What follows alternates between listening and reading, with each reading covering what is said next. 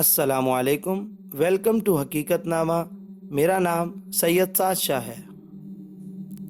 رحمان jewellers کا neon sign دیکھ کر شازیہ رک گئی۔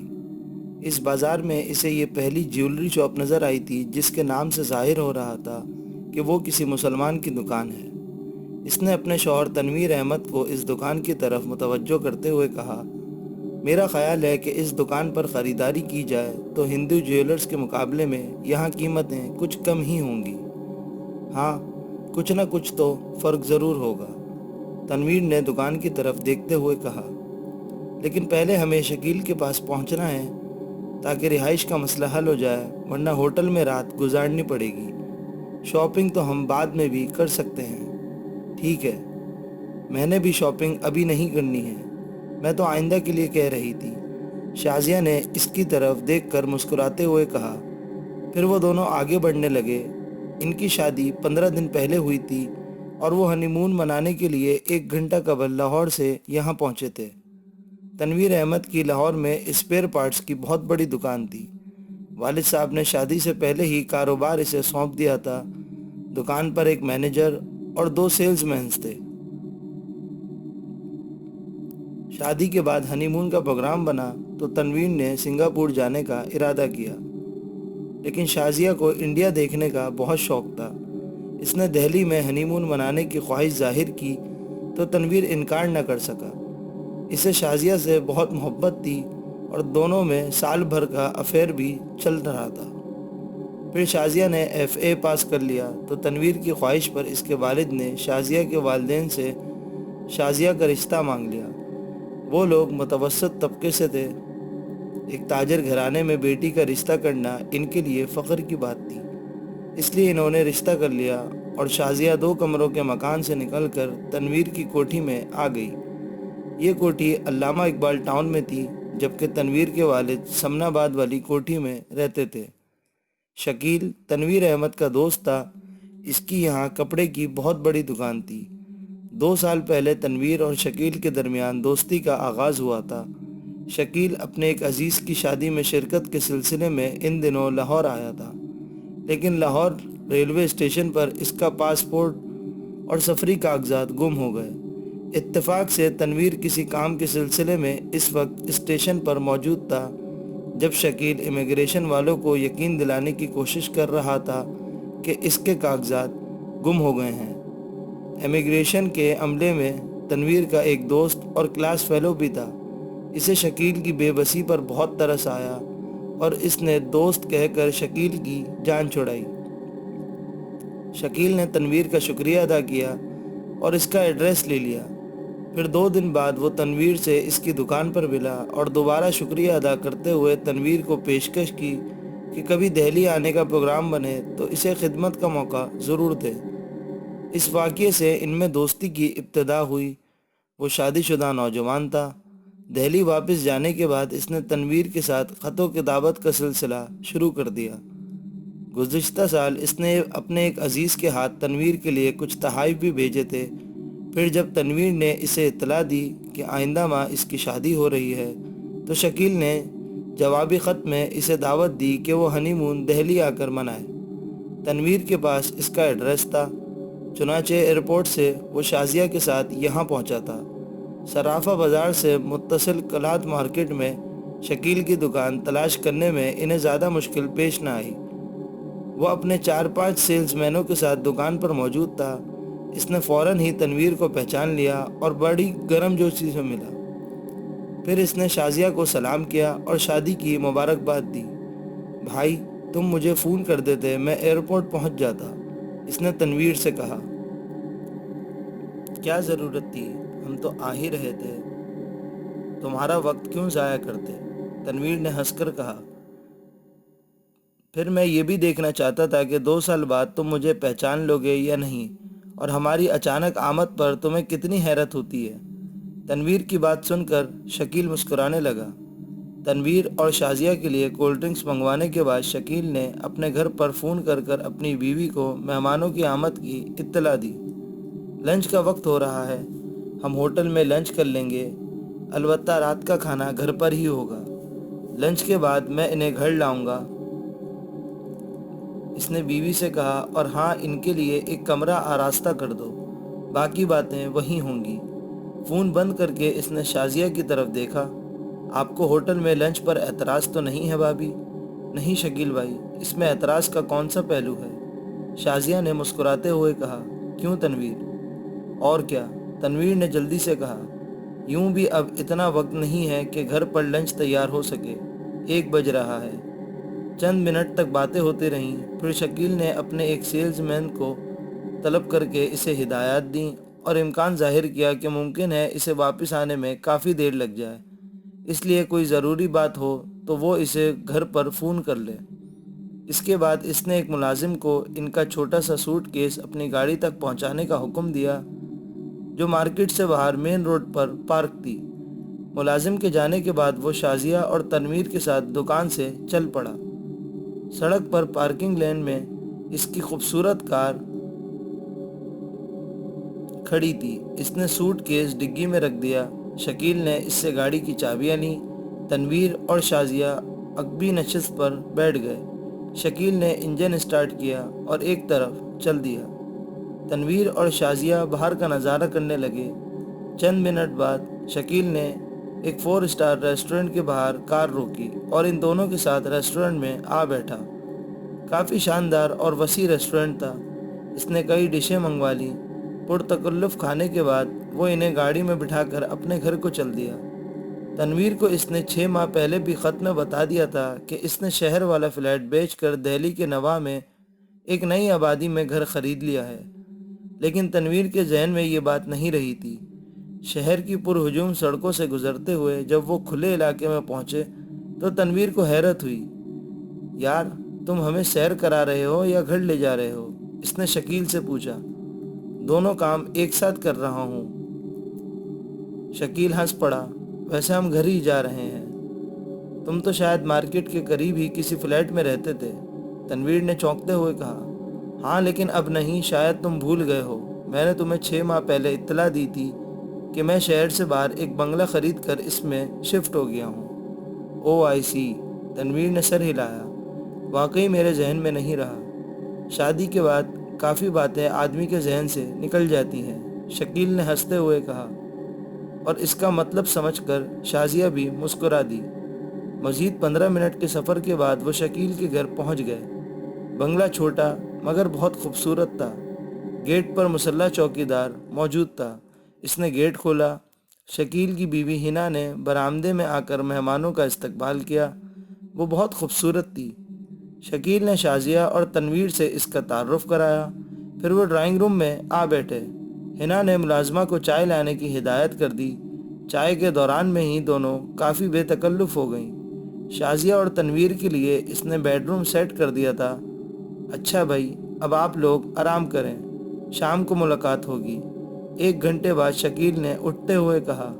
وہ واپس دکان پر چلا گیا۔ ہنا نے ان دونوں کو بیڈ روم میں پہنچا دیا تاکہ وہ سفر کی تھکان دور کر سکیں۔ دوستوں، اگر ابھی تک آپ نے ہمارا چینل سبسکرائب نہیں کیا تو نیچے موجود بیل آئیکن کو پریس کر دیں۔ رات کا کھانا بہت ہی پرتکلف تھا۔ ہنا نے کئی ڈشیں تیار کی تھیں۔ شکیل نے کھانے کے بعد ڈرائنگ روم میں تنویر سے کہا، تم لوگوں کا کیا پروگرام ہے ہنی مون کے سلسلے میں؟ کیا مطلب؟ تنویر نے چونکتے ہوئے کہا۔ بھائی، تم لوگ پاکستان سے یہاں ہنی مون منانے آئے ہو، اب ہنی مون یہاں گھر بیٹھ کر تو نہیں بنایا جا سکتا، شکیل نے مسکراتے ہوئے کہا۔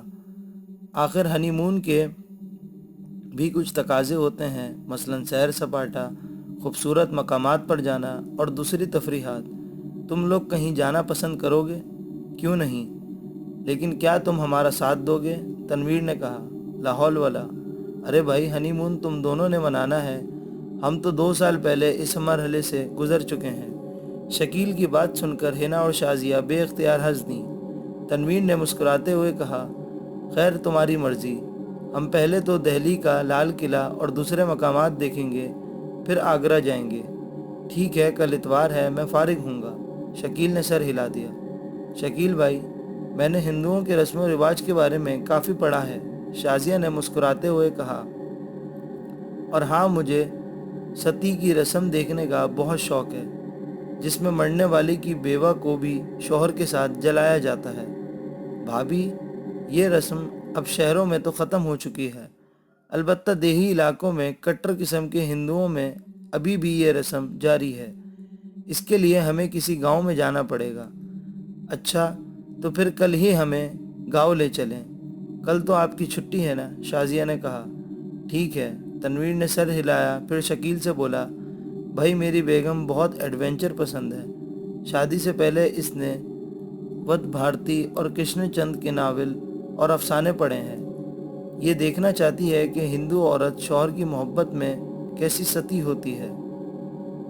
مجھے کوئی اعتراض نہیں ہے، لیکن بھابھی کو انتظار کرنا پڑے گا، شکیل نے مسکرا کر کہا۔ انتظار؟ شازیہ نے حیرت سے اس کی طرف دیکھا۔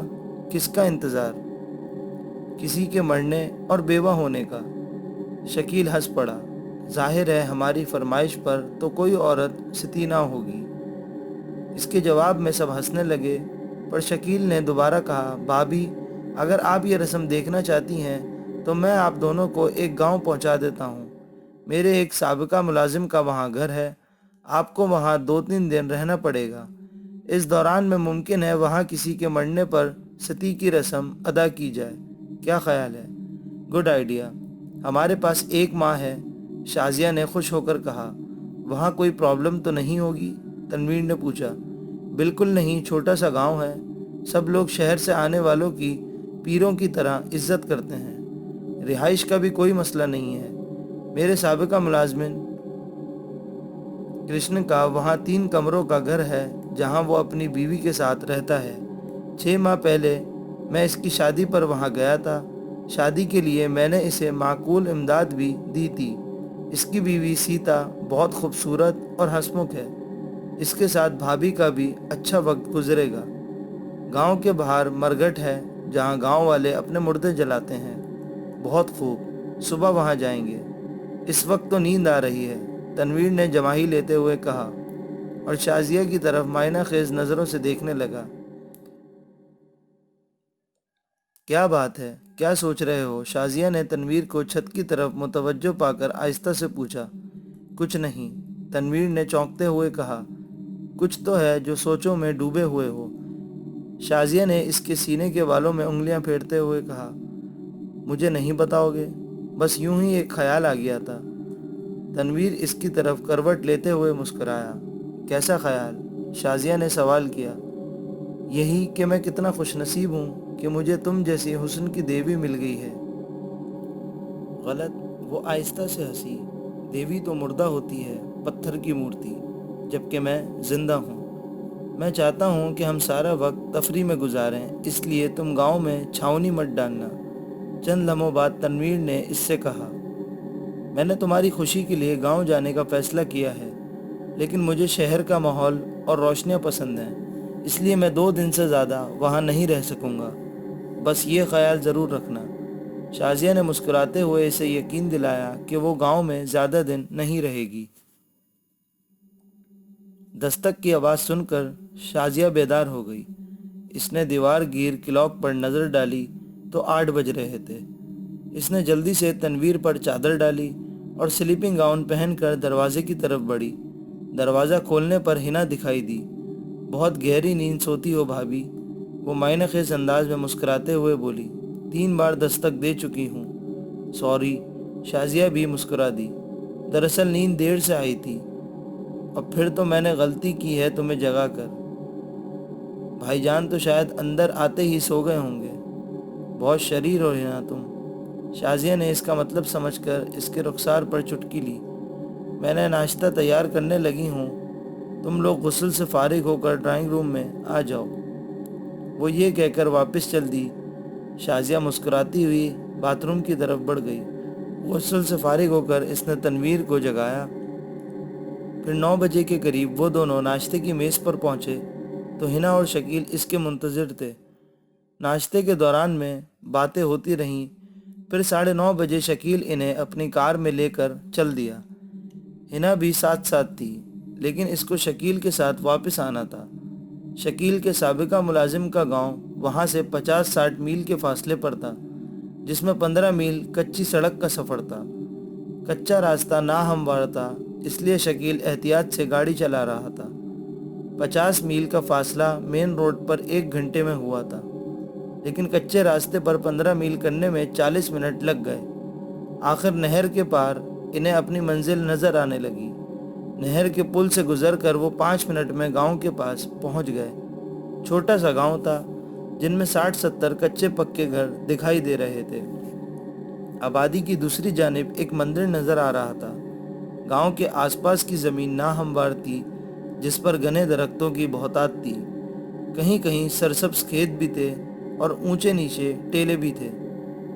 कृष्ण का घर गांव के इब्तदाई हिस्से में था। कच्चा रास्ता इस गांव तक ही था। चुनाचे शकील ने रास्ते पर ही गाड़ी रोक दी। इतने में गांव के चंद बच्चे गाड़ी के करीब आ गए। शकील ने इनमें से एक से कहा, बेटे ज़रा कृष्ण कुमार को बुला कर लाओ, हम इसके मेहमान हैं। लड़का फौरन पलटकर घरों की तरफ दौड़ गया। 3-4 मिनट बाद एक नौजवान तेज़ी से आता दिखाई दिया।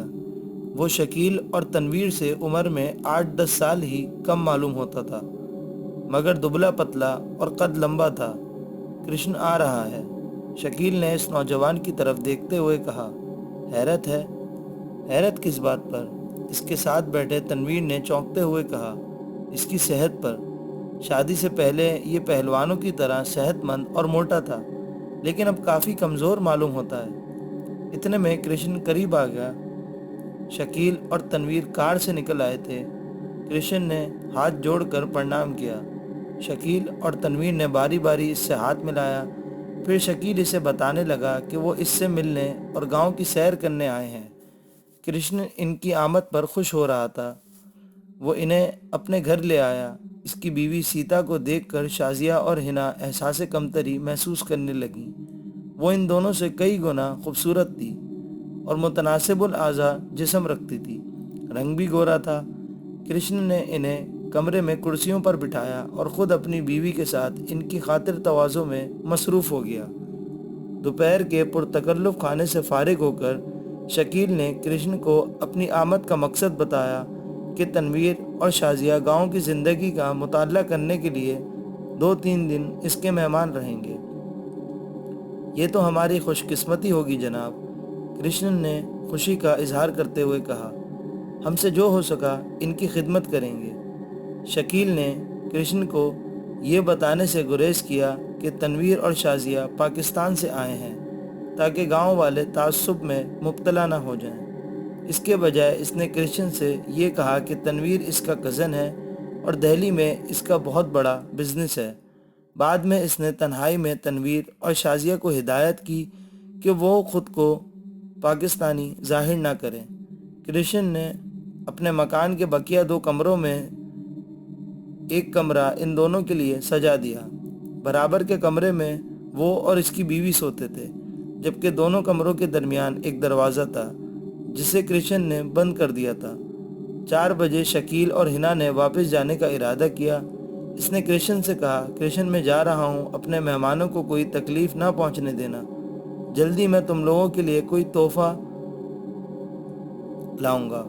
इसने 1000 रुपये का नोट कृष्ण की तरफ बढ़ाया, लेकिन कृष्ण ने लेने से इनकार कर दिया। फिर भी शकील ने ज़बरदस्ती इसकी जेब में ठूंस दिया। चंद मिनट बाद दोनों रुखसत हो गए। कृष्ण ने इन्हें गाड़ी तक छोड़ने गया।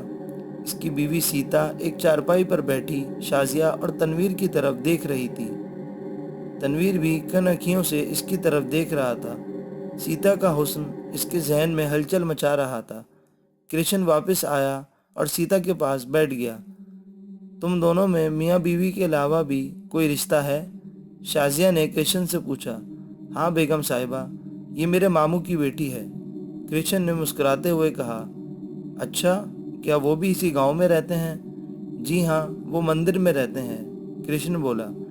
इनकी सीता की सिवा कोई औलाद नहीं है और बीवी 2 साल पहले मर गई थी। हमारी शादी के बाद इन्होंने मंदिर में मुस्तकिल रिहाइश इख्तियार कर ली। वो मंदिर के महापुजारी हैं। मंदिर कितनी दूर है? मैं इसकी सैर करना चाहती हूँ, शाजिया ने मुस्कुराते हुए कहा। ज़रूर करें, जब आपका दिल चाहे बता दीजिएगा, सीता आपको वहाँ ले जाएगी। तुम क्या काम करते हो कृष्ण? तनवीर ने सवाल किया। जी पहले तो मैं शहर में शकील साहब के पास काम करता था, लेकिन अब गांव में जमींदार के पास नौकरी करता हूँ। किस किस्म की नौकरी? क्या इसकी ज़मीन पर काश्त करते हो? तनवीर ने चौंकते हुए कहा।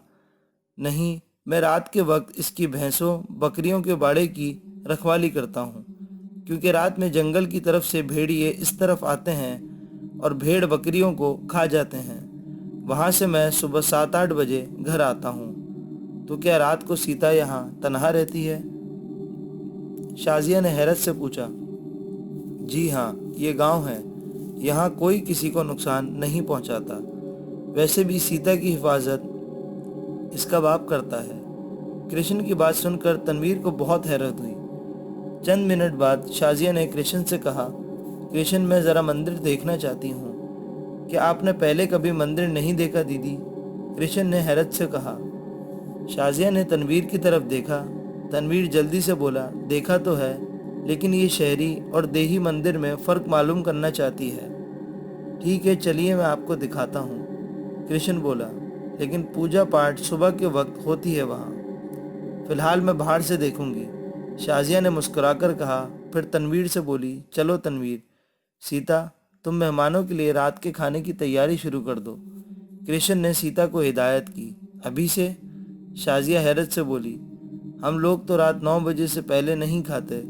कृष्ण ने मुस्कुराकर कहा, मुझे मालूम है दीदी, शहर वाले 9-10 बजे रात का खाना खाते हैं, लेकिन गांव में सूरज डूबते ही लोग खाना खा लेते हैं। तनवीर ने शाजिया से कहा, तुम भी अंधेरा होने से पहले वापस आ जाना।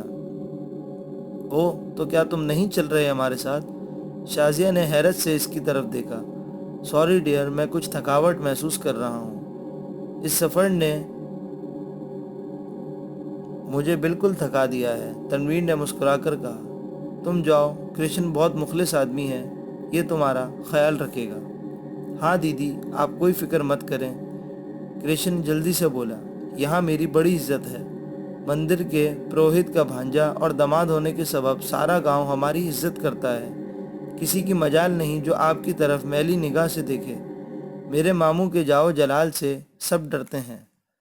अच्छा, फिर तुम आराम करो, कोई एस्पिरिन वगैरह ले लो ताकि शाम तक ठीक हो जाओ, शाजिया ने तनवीर से कहा। फिर वो कृष्ण के हमरा बाहर चली गई।